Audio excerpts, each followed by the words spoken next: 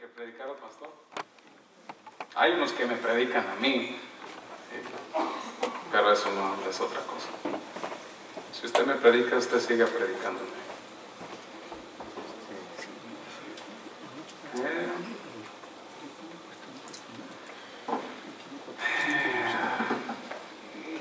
Padre Santo, gracias, Señor, por esta mañana tan hermosa que nos das. Permítanos, Señor, escudriñar y estudiar tu palabra. Queremos aprender de ti. Háblanos, Señor. Habla por medio de mí. Yo no soy nada ni nadie sin ti, y yo ciertamente te necesito. Abre nuestros corazones y nuestro entendimiento para recibir y comprender lo que tienes para nosotros. En el nombre de Jesucristo. Amén. Hoy comenzamos una nueva serie de predicaciones. La serie será alrededor de lo que es el crecimiento y la madurez espiritual. Diga conmigo: crecimiento y madurez espiritual. Esta es una de las áreas las cuales cada uno tenemos que siempre constantemente seguir creciendo en conocimiento, en todo lo que es nuestro crecimiento personal como cristiano. No es de que llega uno a cierta edad y luego ahí uno ya para de aprender, no. Uno siempre continuamente tiene que seguir aprendiendo, no importa la edad, no importa los títulos los cuales usted pueda tener, hay que siempre seguir creciendo y madurando, especialmente en nuestra relación personal con el Señor. Y entonces vamos a comenzar esta nueva serie de predicaciones referente al crecimiento y la madurez espiritual. Hoy específicamente estaremos viendo sobre lo que es el aprender a escuchar. Aprender a escuchar, ese es el título del sermón de hoy. Entonces, si abrimos nuestras Biblias a Marcos capítulo 4, versículo 21, dice así, Marcos 4, 21. También les dijo... Y cuando se refiere les dijo, bueno, ya se refiere a sus discípulos. ¿Acaso se trae la luz para ponerla debajo del almud o debajo de la cama? ¿No es para ponerla en el candelero? Porque no hay nada oculto que no haya de ser manifiesto, ni escondido que no haya de salir a la luz. Si alguno tiene oídos para oír, ¿qué dice? ¿Qué dice? Uno tiene oídos para oír, oiga. Y les dijo también, mirad lo que oís, porque con la medida con que medís os será medido, y aún se os añadirá a vosotros los que oís, porque al que tiene se le dará, y al que no tiene, aún lo que dice que tiene, lo que en otra traducción, lo que piensa que tiene, en el libro de Lucas literalmente dice lo que piensa que tiene se le quitará. Versículo 26, y luego continúa con otra parábola. Además, decía además, así es el reino de Dios como cuando un hombre echa semilla en la tierra y duerme, y se levanta y de noche y de día, y la semilla brota y crece sin que él sepa cómo, porque de suyo lleva fruto la tierra, primero hierba, luego espiga, después grano lleno en la espiga, y cuando el fruto está maduro, enseguida se mete la hoz, porque la siega ha llegado. Ese es el pasaje principal, el cual vamos a tratar de entender esta tarde, pero para entenderlo siempre es necesario tener un exégesis apropiado. El exégesis es básicamente el estudio cultural del tiempo antiguo, un estudio del pasado, qué quería decir estas escrituras para las personas a las cuales se les estaba hablando. Eso es lo que es un exégesis apropiado.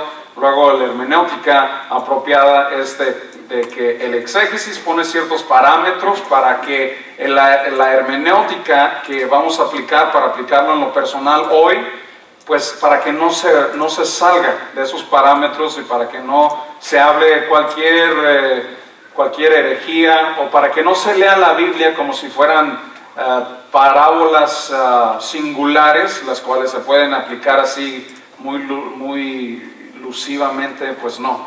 O sea, siempre tiene que haber un exégesis apropiado para tener una hermenéutica correcta de cómo aplicarlos a nuestras vidas. Entonces, para tener un exégesis tenemos que ver qué es lo que quería decir más o menos este texto. Entonces, para eso tenemos que ir y leer del Marcos 4 del 1 al 20. Eso se lo dejo de tarea para que usted en su casa lo estudie.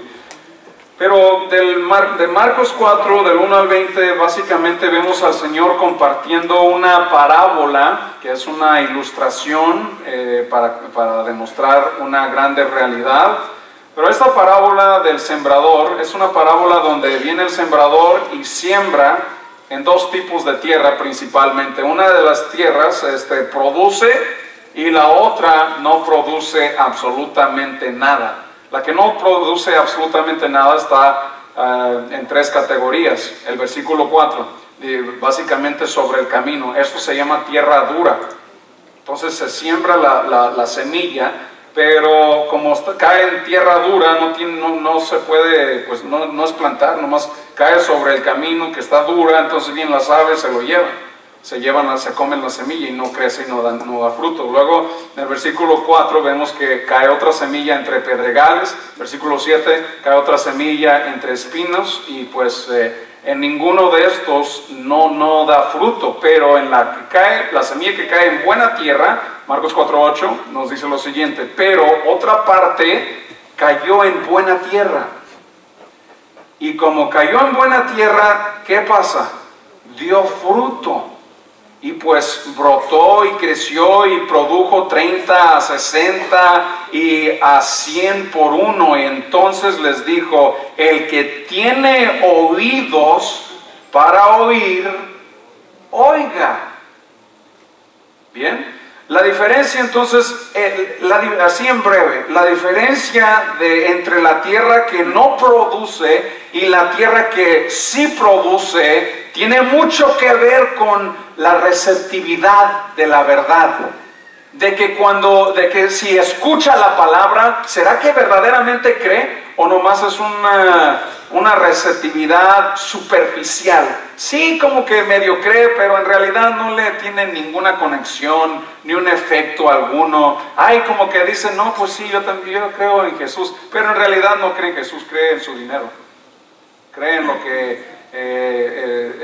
lo que Él puede hacer, en sus esfuerzos, en sus obras, en sí mismo.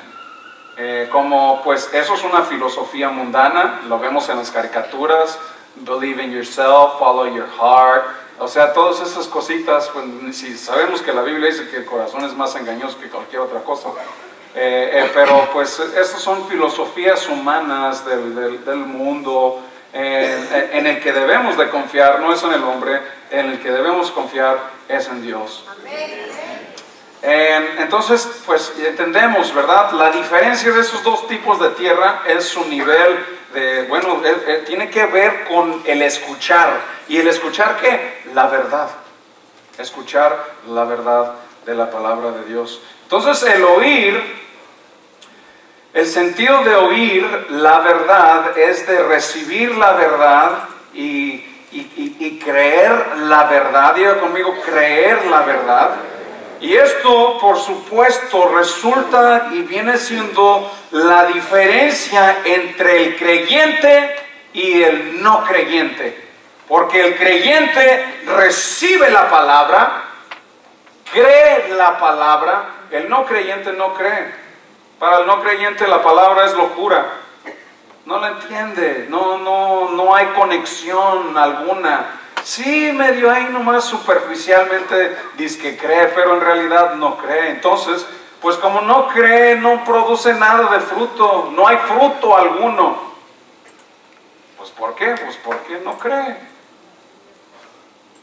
Puede tratar de hacer cosas religiosas que se vean, que venir a la iglesia de vez en cuando, pero no hay ningún fruto real. ¿Y qué pasa cuando no da uno fruto? Pues está una hacha. Tienen que haber frutos dignos de arrepentimiento. Mateo 3:8, si no me equivoco, si no, pues va a ser cortado eso y pues no sirve para nada. Uno de los regalos más grandes al ser humano es nuestro Señor Jesús. ¿Por qué nuestro Señor Jesús? Porque Él es la salvación. Él es la resurrección. Fíjense, eso es muy interesante. En Juan 11:25 dice Jesús, yo soy, Jesús está diciendo, yo soy la resurrección y la vida. El que cree en mí, aunque esté muerto, ¿qué pasa? Esto es muy interesante. Si alguien te pregunta qué es la resurrección, uno no responde ese qué con un qué, responde ese qué con un quién. Responde con Jesús es la resurrección, Jesús es la salvación, Jesús es el camino, Jesús es la verdad, Jesús es la vida. Jesús es como un verbo y sustantivo a la misma vez. O sea, es algo increíble, el regalo más grande que nos es dado, que es nuestro Señor Jesús, el cual se nos da a conocer por medio de lo que se llama revelación divina. ¿Cómo obtenemos esta revelación divina? ¿Por las historias que cuentan un hermanito, otro hermanito, otro hermanito y otro? No, por la palabra. Por la palabra es la única fuente de autoridad en el aspecto de lo que es revelación divina, revelación referente al aspecto de deidad y piedad de Dios, todas las cosas referentes a Dios. Entonces, resulta que para el cristiano, para el nacido de nuevo, para el creyente, lo más poderoso que tenemos tú y yo es la palabra. La palabra. Ahora, la característica de todo nacido de nuevo, todo creyente, es de que ellos escuchan la palabra. Número dos, ellos creen la palabra, ellos se someten a la palabra y ellos obedecen a la palabra. 4 características que nos diferencian y nos distinguen de todo lo demás. El creyente, el que produce fruto, el que da fruto, hace estas cosas. Número 1, escucha la palabra y sabe escuchar la palabra. Porque hay gente que no sabe escuchar. Hay veces que no sabemos escuchar. Pensamos que escuchar no es nomás escuchar algo audible, pero no, es mucho más. Y hoy vamos a hablar sobre eso un poco. Entonces, eso que nos distingue, número 1, escuchar la palabra, creer la palabra, someterse a la palabra y obedecer la palabra. Esto es lo que distingue a los cristianos. Lo que distingue a los verdaderos creyentes es cómo responde a la revelación o la verdad divina mediante la palabra. Pero para el no creyente, bueno, pues como lo dije, ¿no? En 1 Corintios 2:14, pues para el hombre natural, pues no percibe las cosas que son del Espíritu, porque para él son locura, él no las puede entender. Por más que él trate de entender, no puede entender, porque estas cosas han de de discernir espiritualmente. Y entonces, repito, regresamos de nuevo. Lo que diferencia la tierra buena y la tierra que no produce nada es el cómo recibe la palabra. Si la recibe y la cree, la palabra de Dios la hace propia o no. Entonces esa es aquella diferencia. Nosotros, los nacidos de nuevo, abrazamos lo que es la verdad de Dios. Nosotros vamos a lo que es la palabra de Dios, ¿sí o no? El nacido de nuevo, el creyente, se le compara en la Biblia como una oveja. Y las ovejas, de acuerdo a Juan 10:3, las ovejas oyen su voz. ¿Oyes la voz de Dios? ¿Escuchas la voz de Dios? Su palabra. ¿Escuchas la palabra? ¿Estudias la palabra? Jesús va delante de ti. Juan 10:4-5 se refiere a Jesús, va delante de ellos y las ovejas, ¿qué pasa? ¿Qué pasa? Las ovejas le siguen. O sea, viene Jesús, la idea es Jesús, que es el buen pastor, él va caminando dirigiendo el camino, y las ovejas oyen su palabra y le siguen. Amén. Las ovejas le siguen, ¿por qué? Porque conocen su voz, tienen esa comprensión Eso algo que trabaja en la mente. Entienden, conocen la palabra. ¿Conoces la palabra? Mas al extraño, pues a ese no lo siguen, sino huirán de él. Porque, estoy en el versículo 5, Juan 10:5. Porque no conocen la voz de los extraños. El verdadero creyente, pues eso no es fácil para ser manipulado y para ser engañado. ¿Por qué? Porque este conoce la palabra. No viene cualquiera ahí y que diciendo con sus artimañas o con lo que sea, contando anécdotas, historias bonitas, reflexiones. Eso nomás, bueno, es como darle a comer puro dulce a la gente. Mas no es la palabra.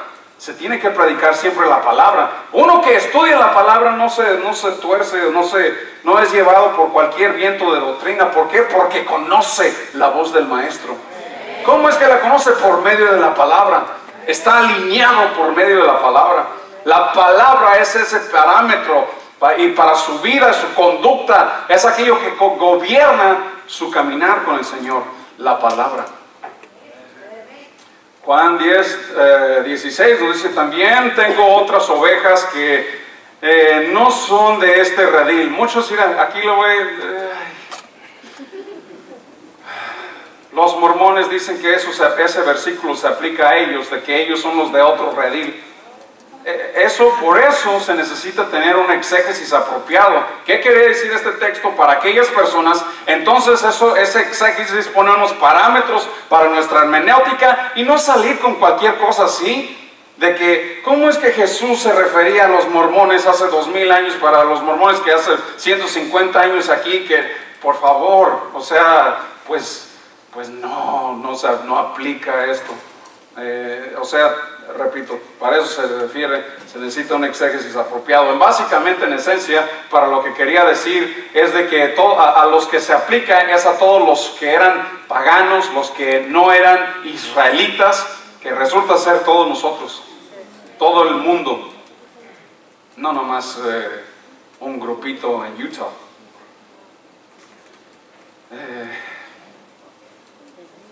Muy bien, aquellos también debo traer, ellos, ¿qué van a hacer? Oirán mi voz y habrá un rebaño y un pastor. Entonces estos siguen oyendo la voz, en versículo 26 al 28, pero vosotros no creéis, eso es algo grande, los que recuerdo, la tierra que no produce, pues no cree. Vosotros no creéis porque no sois de mis ovejas, como os he dicho. Mis ovejas, ¿qué hacen? Oyen mi voz y yo las conozco, y ellas, ¿qué hacen? Me siguen y yo les doy vida eterna y no perecerán jamás, ni nadie las arrebatará de mi mano. Amén. Una de las cualidades más básicas del creyente es su receptividad a la palabra. Como escucha, recibe la palabra. El tema de esta parábola de Marcos 4 del 1 al 20 es de la tierra dura, la tierra la semilla que cae entre pedregales, entre espinos. Básicamente son estos tres tipos de categorías. Es básicamente una superficialidad. O sea, escuchan, sí, a lo mejor se ponen contentos, a lo mejor se ponen alegres, pero nomás es un escuchar superficial, no es una fe verdadera. Y tiene que ver con el oír. La fe viene ¿por qué? ¿Y el oír de qué? ¿De anécdotas? ¿De mensajes a la conciencia? De la palabra. De la palabra.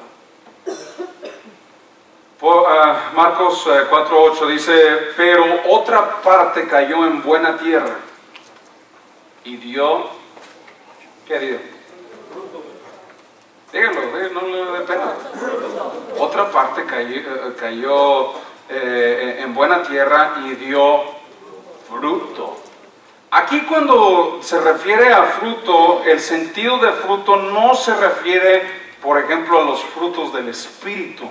Se refiere en el sentido evangelístico, el sentido de producir, de dar fruto evangelísticamente. O sea, está hablando de ese punto de vista, no de los 9 frutos del Espíritu en Gálatas 5, 21, 23, 21 y 22. O sea, no se refiere a eso, y para eso tenemos que ver todo el contexto del pasaje, el cual vamos a tratar de verlo.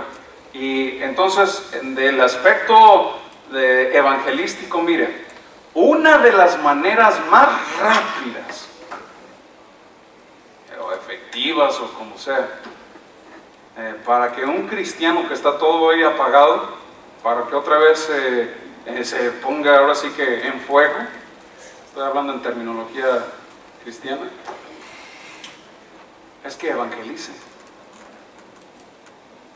Si comienza a evangelizar, bueno, va a haber esos cambios. El señor Charles Spurgeon, algo famoso que dijo, es de que si tú no tienes pasión por ver las almas ser perdidas, ser salvas, entonces ni tú eres salvo, y de eso puedes estar seguro. Si no te da esa pasión por ver a las almas perdidas ser salvas, escúchame bien, a él es lo que... Bueno, eso es Spurgeon, uno de los grandes predicadores protestantes. Que ni uno es salvo y después estar seguro. ¿Por qué? Porque el que es salvo quiere compartir la palabra. El que es salvo, eso es todo lo que le interesa hablar. El que es salvo, sí te puede hablar de hacer small talk, de que los carros nuevos, o de que la economía, el tema de la inmigración, el gun control, lo que sea, puede ser small talk, pero lo que es la pasión es Cristo. Eso es,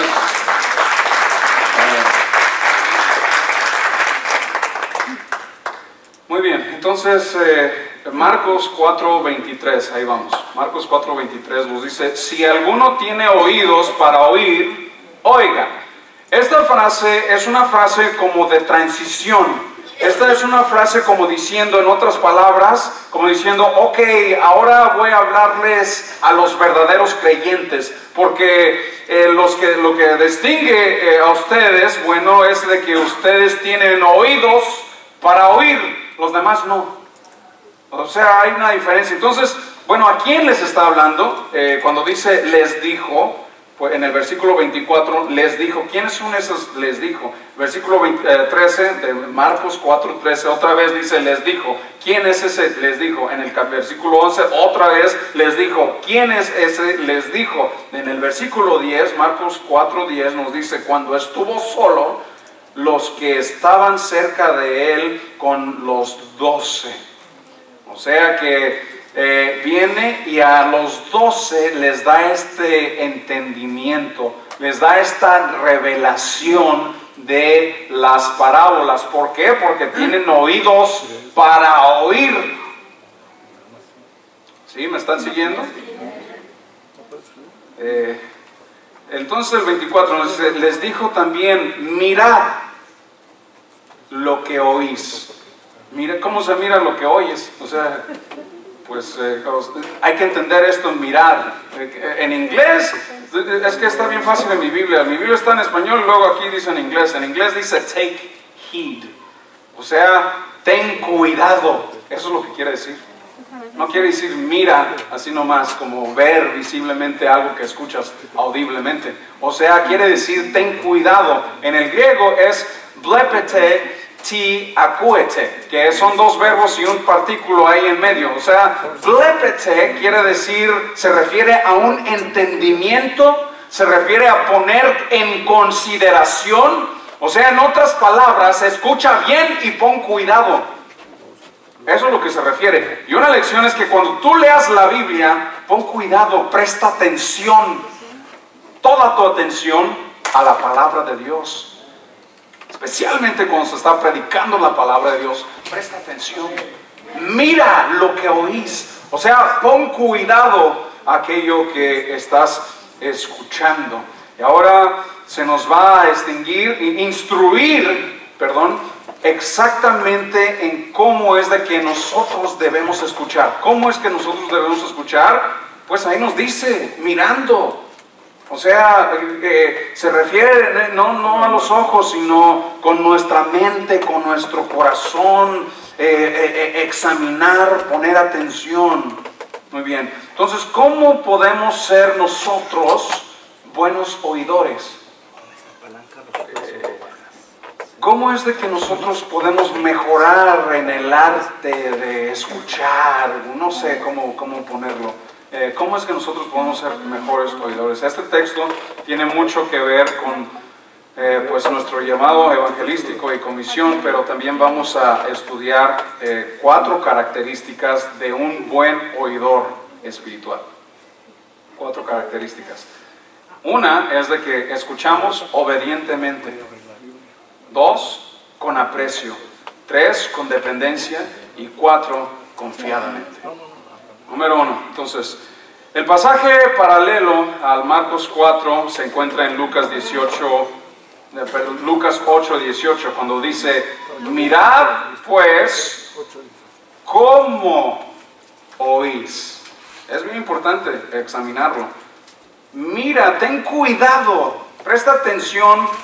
¿Cómo es de que tú escuchas? Tenemos que ser entonces nosotros buenos para escuchar. Eso creo que estamos de acuerdo. Ahora tenemos que poner cuidado, tenemos que aprender un poquito más al respecto. Tenemos una obligación que existe muy unida con la receptividad de la verdad, la cual debe ser aplicada en obediencia, la cual se hace muy clara con estas pequeñas parábolas que vemos en el versículo 21 y el 22 de Marcos 4, 21 y 22.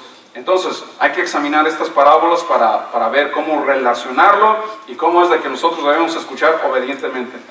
Marcos 4, 21. También les dijo: ¿acaso se trae la luz para ponerla debajo del almud y debajo de la cama? Estudiando un poquito sobre los tiempos antiguos, el israelita común dormía básicamente como con las camas de ellos eran muy diferentes a las camas romanas. Las camas romanas estaban elevadas un poco del suelo, pero las camas israelitas pues no. Pero, o sea, entonces es una parábola muy sencilla. O sea, es algo que en lo más común, lógicamente hablando, pues empieza con una pregunta: ¿acaso se trae la luz para ponerla debajo de un almud o debajo de una cama? Pues la respuesta es pues no. ¿No es para ponerla en un candelero? Pues la respuesta es sí, porque no hay nada oculto que no haya de ser manifiesto, ni escondido que no haya de salir a la luz. Esto es muy básico y muy sencillo. En otras palabras, el Señor nos está diciendo que si se te ha dado luz, debes dejar que esa luz sea vista por los demás. Mateo 5:16: así alumbre vuestra luz delante de los hombres, para que vean vuestras buenas obras y glorifiquen al Padre que está en los cielos. También les dijo en el versículo 21, versículo 21, también les dijo: ¿acaso pues entonces se pone la luz debajo de la cama, del almud o debajo de la cama? Y pues conocemos esta respuesta. Sí, pero consideremos lo siguiente: si tienes luz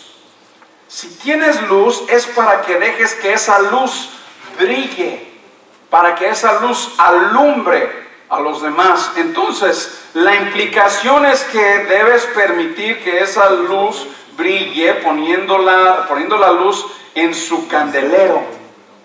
Luz y lámpara es una metáfora en el Antiguo Testamento a la verdad de Dios o a la palabra de Dios.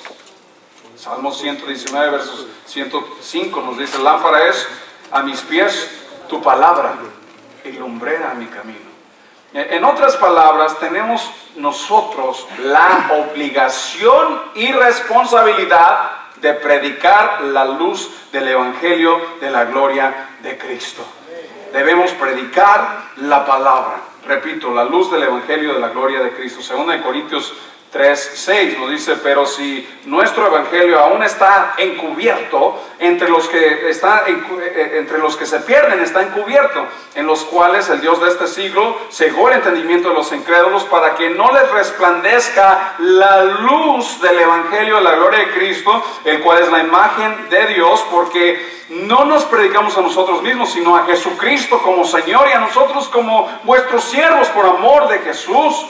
Porque Dios, que mandó que de las tinieblas resplandeciese la luz, es el que resplandeció en nuestros corazones para iluminación del conocimiento de la gloria de Dios en la paz de Jesucristo. Aquí vemos que el mundo no tiene la luz del conocimiento, y a ti se te ha dado la luz del conocimiento del evangelio, y es tu responsabilidad, mi responsabilidad, de dejar que la luz del evangelio resplandezca.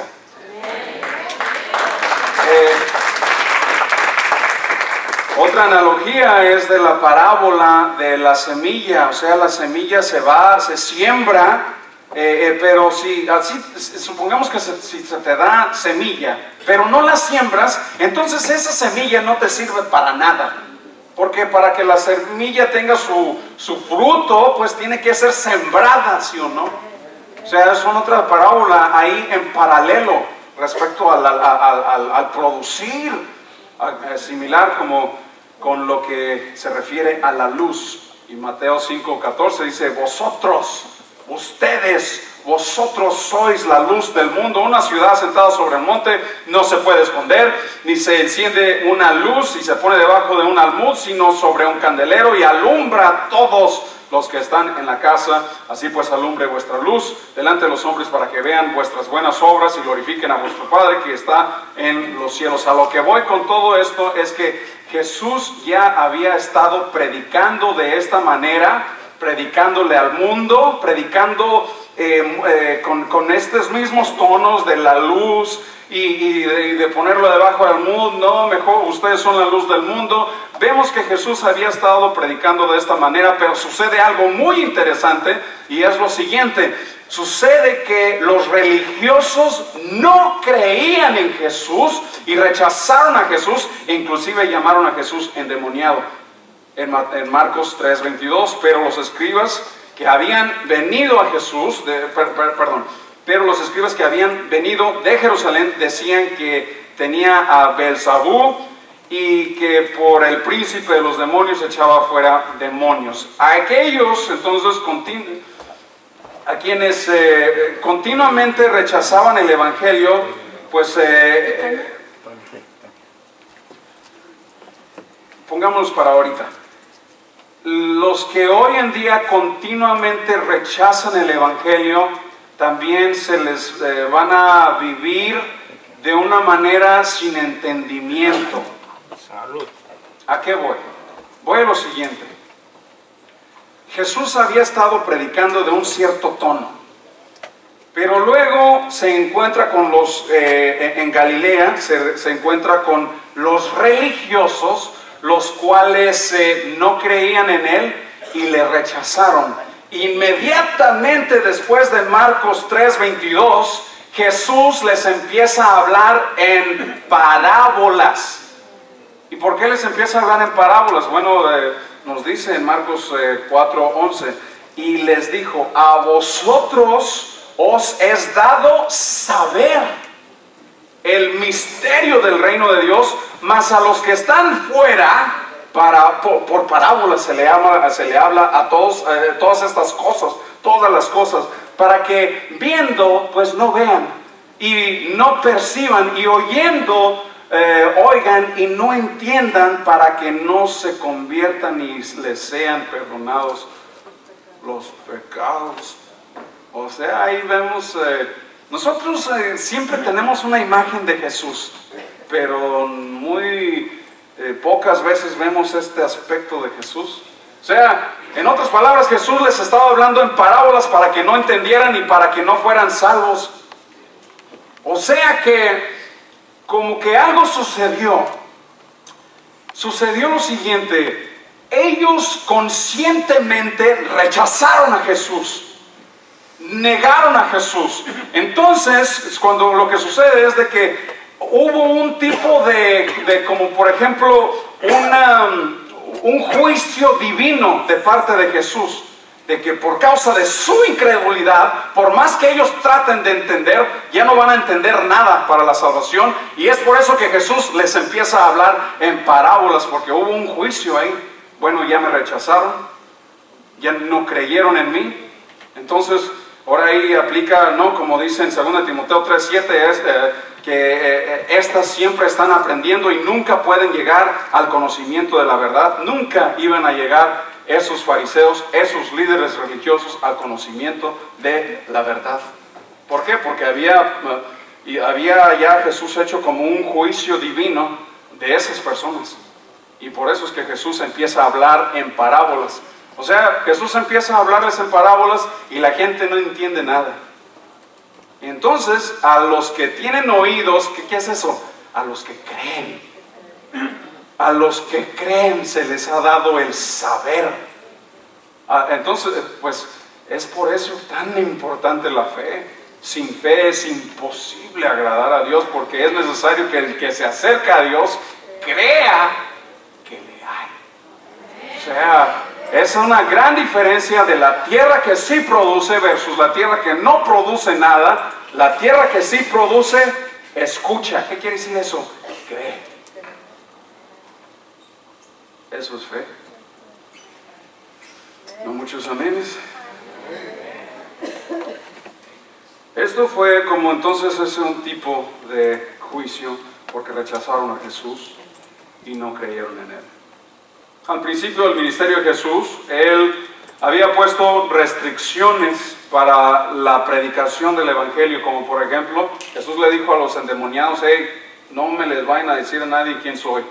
Jesús le dijo al leproso, hey, no le vayas a decir a nadie. Pero ¿qué hace el leproso en Marcos 1, 40 al 45? Él desobedeció a Jesús, se va y reparte a todo el mundo, y esto causó que fuese imposible para Jesús entrar a la ciudad. Ahora es Jesús forzado a predicar por fuera, en lugares remotos, porque ya desobedeció la restricción que Jesús había puesto sobre él. O sea, Jesús ponía ciertas restricciones al principio en su ministerio, ¿no? De que todavía no es el tiempo todavía, o sea, no digas nada.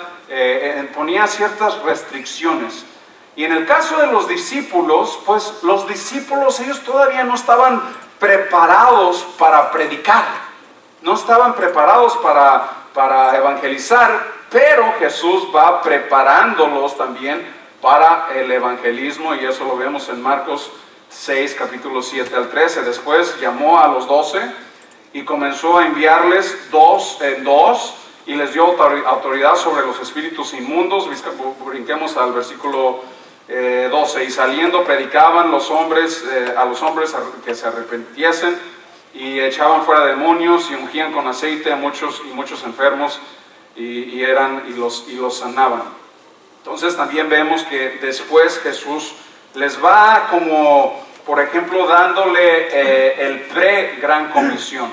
Todavía no es la gran comisión que vemos en Mateo 28, 19, es como una pre-comisión. O sea, Jesús los está preparando. Bien, no se me vayan a perder en esto, porque es muy interesante cómo todo concuerda al final. Esto fue como entonces un entrenamiento para los discípulos mientras que Jesús estaba todavía con ellos, porque técnicamente cuando ya después de su muerte y resurrección es cuando reciben esta gran comisión. Pero regresando posiblemente había una actitud en los discípulos de lo siguiente. Ellos habían visto que Jesús como que trajo un juicio divino hacia unos. Entonces los discípulos como que estaban diciendo, bueno, a nosotros nos es dado el conocimiento, y a los que no creen, bueno, pues les traemos juicio divino. O sea, pues, como por ejemplo, vemos estos rasgos de actitud de ellos en Lucas 9, 51 a 56, cuando se cumplió el tiempo que había de ser recibido arriba, y cuando iban rumbo a Jerusalén, fueron hacia primero a los samaritanos, a la ciudad a la aldea de los samaritanos para hacer preparativos, mas no le recibieron porque pues ellos iban a Jerusalén, tenían sus roces, no le recibieron. Entonces, viendo sus discípulos Jacobo y Juan, dijeron: Señor, ¿quieres que mandemos que descienda fuego del cielo, así como hizo Elías, y que los consuma? O sea, tienen este rasgo así de bueno, no creyeron, no te recibieron, pues ahorita va a llover fuego y los va a consumir, los va a hacer chicharrón a todos. O sea, ya tenían como que, veían que Jesús había hecho básicamente lo mismo con los religiosos. Dijeron: bueno, pues nosotros también tenemos la verdad, tenemos el conocimiento, el que no cree que se queme. O sea, tenían como ese tipo de actitud. Entonces Jesús viene a ellos y, volviéndose él, los reprendió diciendo: vosotros no sabéis de qué espíritu sois. Se puede traducir que con la actitud con la que vienes no es correcta, porque el Hijo del Hombre no ha venido para perder las almas de los hombres, sino para salvarlas. Y se fueron a otra aldea. Ese es el concepto total de lo que es la predicación de la palabra. Lo que pasaba es de que todavía no era el momento, pero vamos a ver esto aquí en unos próximos minutos. Lo que pasaba entonces es que con los líderes religiosos, de Galilea, ellos ya habían tomado su decisión de rechazar a Jesús y de no creer en él. Jesús toma entonces ese juicio divino y les empieza a hablar en parábolas para que, pues, como diciendo: ya te tomaste tu decisión, no creíste en mí. Entonces Jesús empieza a hablarles en parábolas. Eso es generalmente todo lo que está sucediendo. Bien, vamos a examinar el versículo 22. Porque no hay nada oculto que no haya de ser manifiesto, ni escondido que no haya de salir a la luz.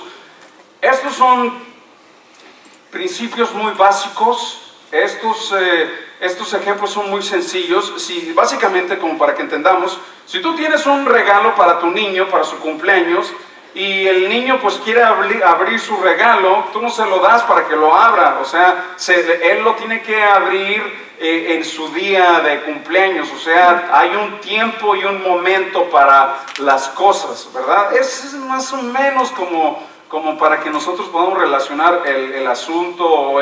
Es básicamente el concepto de lo siguiente: si tienes una verdad que debe ser conocida, hay un tiempo y hay un lugar para cuando debe ser revelada. Sí, ahorita el secreto puede que está escondido, pero vendrá el tiempo en que se debe revelar. Sí, ahorita todo está como encubierto, pero va a llegar el momento donde tiene que ser manifiesto. O sea, este tiempo llega en su totalidad después de su muerte y de su resurrección. Entonces, temporalmente escondido para ser revelado perpetuamente, eternamente.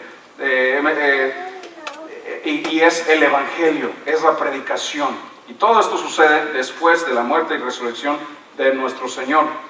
Mateo 10, 26 nos dice: así que no temáis. Y aquí vemos cómo Jesús nos está enviando. No temáis, porque nada que hay encubierto que no haya de ser manifiesto, ni oculto que no haya de saberse. Lo que os digo en tinieblas, decidlo en la luz, y lo que oís al oído, proclamadlo en las azoteas. Y no temáis a los que matan el cuerpo, mas el alma no pueden matar. Temed más bien a aquel que puede destruir el alma y el cuerpo en el infierno. 29. No se venden los pájaros. Bueno, vamos al 32. Y a cualquiera pues que me confiese delante de los hombres, yo también le confesaré delante de mi Padre que está en los cielos. Y cualquiera que me negase delante de los hombres, yo también le negaré delante de mi Padre que está en los cielos. O sea, vemos que había un momento para las cosas, y a eso es a lo que se refiere esa parábola. Había un momento para decirse ciertas cosas. Hubo un momento donde era necesario, donde Jesús les hablaban parábolas para que no entendieran, pero habría el momento donde se tiene que predicar la luz del Evangelio a todo el mundo y a toda criatura. Esto sucedía después de la muerte y la resurrección de nuestro Señor Jesucristo. Resumiendo todo esto, entonces, nosotros debemos escuchar obedientemente. Debemos escuchar obedientemente y luego debemos también escuchar con aprecio. ¿Aprecio por qué? Por la oportunidad personal que uno pueda tener. Por ejemplo, en Marcos 4:24 les dijo también: mirad lo que oís. O sea, presten atención a lo que oís, porque con la medida con que medís os será medido, y aún se os añadirá a vosotros los que oís. O sea, los discípulos se dieron cuenta que el resultado espiritual dependería del esfuerzo que invierten. En otras palabras, Dios les estaba diciendo de que si tú siembras, tú vas a cosechar. La siega va a ser mucho más de lo que tú siembras. Y ese es un principio bien básico en la Biblia. Gálatas 6:7 nos dice: pues todo lo que el hombre sembrare, eso también segará. El Señor no nomás te va a dar conforme a lo que siembras, sino nos va a dar más de lo que sembramos. ¿Y qué es lo que debemos de estar sembrando? La palabra. La palabra. ¿Sabe por qué nuestros hijos no se van? Porque la palabra fue sembrada en sus corazones. Y a su tiempo empieza a dar fruto la palabra. No por cualquier... mira, tú y yo no podemos hacer nada más que predicar la palabra. Y vivir la palabra, obedecer la palabra, proclamar la palabra. Ese es nuestro deber. Entonces nosotros sembramos la palabra, y que esa semillita y solita empieza a crecer y empieza a brotar, pero lo que se tiene que dar es la palabra. Nosotros no podemos hacer nada para que nazca vida, no podemos hacer que se produzca vida dentro de una persona. Eso es solamente la palabra, solamente la palabra de Dios. Nosotros no tenemos que llegar con artes de convencimiento, porque ningún arte de convencimiento te va a servir para nada. Primeramente es un llamado de parte de Dios, es la palabra sembrada en la persona. El Señor da el crecimiento, pero es la palabra, la semilla, la que tú tienes en tus manos, la luz del conocimiento del Evangelio es lo que tú tienes, y es lo que tienes que dejar brillar, es de lo que nosotros debemos de sembrar, la palabra. Entonces el 24, y aún se os añadirá a vosotros los que oís, porque al que tiene se le dará. Marcos 13:12 nos dice: porque cualquiera que tiene se le dará y tendrá más. Bien, también vemos ese paralelo en Lucas 6:38. Dad y se os dará, medida buena y apretada, remecida y rebosando, darán en vuestro regazo. Dicen en inglés: you cannot outgive God. O sea, nadie le puede ganar a Dios en el aspecto del dar. Él te ha dado muchísimo, más de lo que puedes imaginar y más de lo que tú puedes dar. Él nos ha dado más, y nosotros no podemos dar más que lo que Él nos ha dado a nosotros. Y esto es algo tremendo. O sea, tiene que obedecer con aprecio. ¿Aprecio a qué? Por aquello esa promesa que nos está dando, dependiendo en nuestro esfuerzo. Es como también nosotros tendremos esas bendiciones espirituales, ese gozo, satisfacción en la vida. Ahora sí, una vida abundante y un galardón eterno. O sea, tú siembra y recibirás más. Escuchemos con aprecio por lo que Dios nos da. El 26, Marcos 4:26.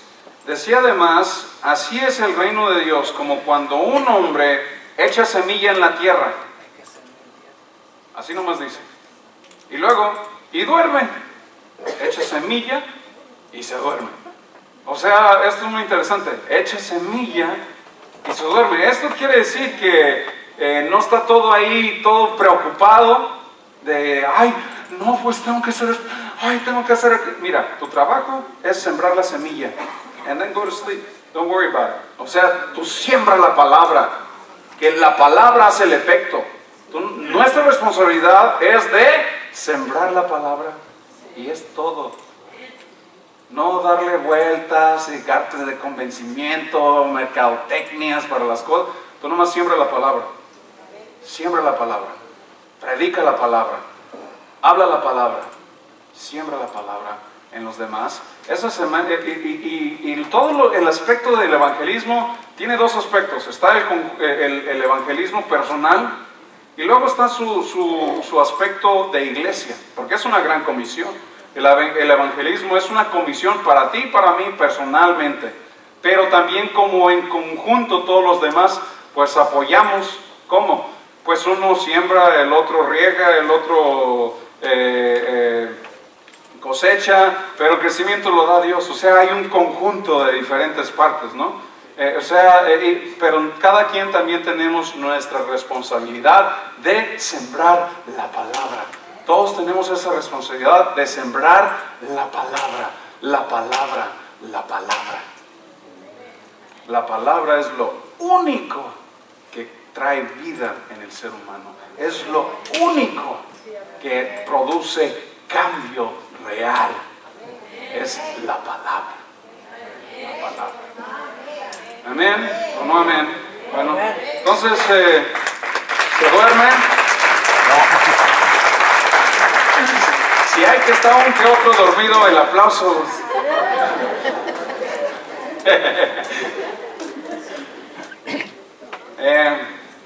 No se crean.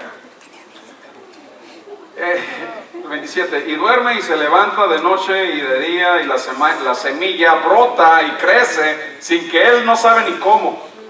O sea, no sabe ni cómo. Los mejores agricultores no saben exactamente cómo crece una planta.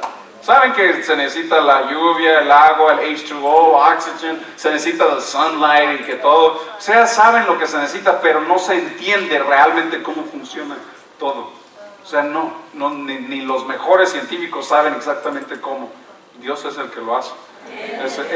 O sea, en su aspecto natural eso es. Ahora en su aspecto espiritual también es lo mismo. El que trae crecimiento es el Señor. Tú y yo no sabemos ni cómo. Nuestra responsabilidad es sembrar la palabra, la palabra. La semilla. Entonces crece, da fruto, y cuando el fruto está maduro, enseguida se mete a la hoz porque la siega ha llegado. Entonces nuestra tarea es como un agricultor, el que planta la semilla, que se va a dormir, hace su trabajo, planta la semilla, se va y descansa, se levanta por la mañana, no sabe ni cómo, pero la semilla brota y crece. No tenemos que estar así como en un estado de pánico. Este nomás plantó y se fue a dormir. O sea, nuestra responsabilidad es vivir la palabra, obedecer la palabra, plantar, hablar la palabra. Y Dios tiene el control de absolutamente todo lo demás.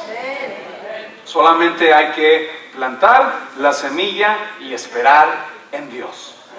Plantar la palabra, semana y ya.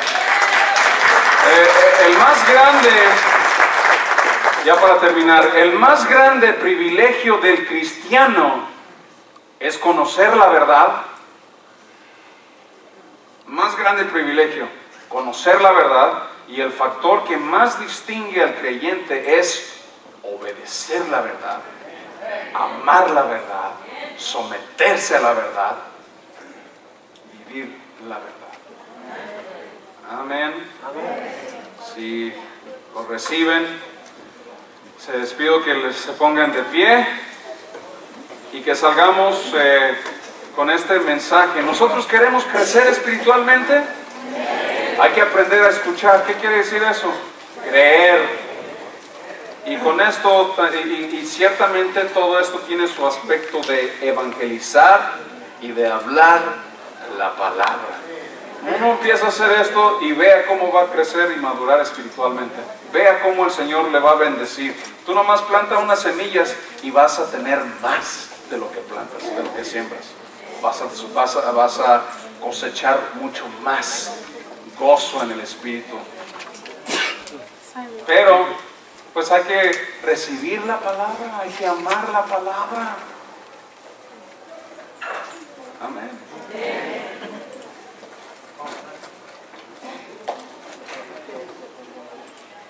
Hay que amar la palabra. Entonces, hagámonos unas preguntas así de una autoestimación. ¿Cuánto verdaderamente amas la palabra? ¿Verdaderamente amas la palabra? Si aquí en el sermón ya te estabas viendo quién sabe cuánto, ¿a qué hora va a acabar? Porque, o sea, de verdad, o sea, siendo sinceros, ¿amas la palabra? Bendito Padre, gracias te damos por este servicio, por este momento en que pudimos congregarnos y de la manera tan sencilla la cual nos has hablado. Que para crecer hay que creer tu palabra, obedecer tu palabra y sembrar la palabra, dejar que esta luz resplandezca. Señor, pido Padre por cada uno de los que están aquí presentes, que los llenes de tu Espíritu, que se enamoren de tu palabra, que prediquen tu palabra, que vivan tu palabra, que tu palabra gobierne y reine en sus hogares. Ya basta con todo lo demás y hay que vivir para ti como es digno. Ya no somos de nosotros mismos, ya se supone que estamos muertos para contigo, que ya hemos muerto en esta vida y vamos a resucitar una vida nueva y somos tuyos. Creemos en ti y sabemos que al creer en ti, aunque estemos muertos, viviremos. Señor, bendice a cada uno aquí presentes para que seamos fieles proclamadores de tu palabra, porque tu palabra es verdad. En el nombre de Jesús. Amén. Mis hermanos, que Dios los bendiga. Prediquemos la palabra. Hablemos la palabra. Dios los bendiga.